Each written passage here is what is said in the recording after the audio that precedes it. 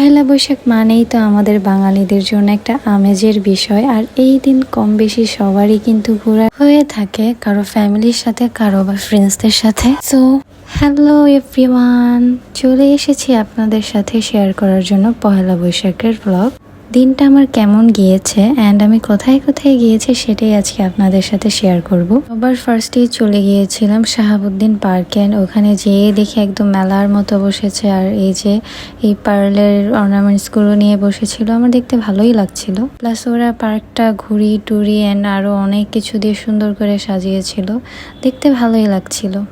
আর ওইখানে একটা সুন্দর বুকশপও ছিল, দেখতে খুবই অ্যাস্থেটিক লাগছিল সেটা। আর গরমে আমি পরে একটা ম্যাঙ্গো জুস নিয়ে নিই স্টল থেকে ওইখানে। আর ওইখানে খুব সুন্দর করে রোডে আলপনা করা ছিল, সবাই একদম পিকচার্স অ্যান্ড ভিডিওস নিচ্ছিল।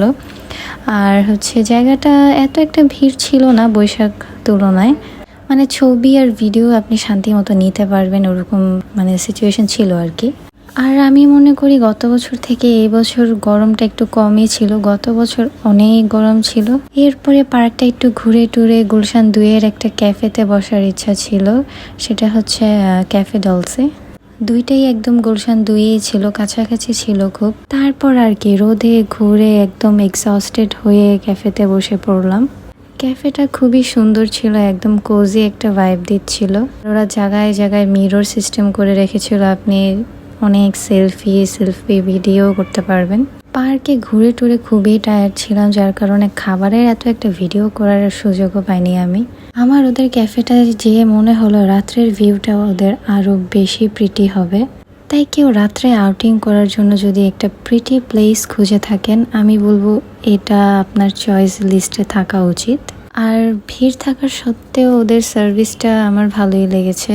অন্য সব রেস্টুরেন্টে যেমন ভিড় হয়ে গেলে ওরা অনেক কাস্টমার কি সুন্দর মতো হ্যান্ডেল করতে পারে না, বাট ওদের এখানে এরকমটা হয় নাই।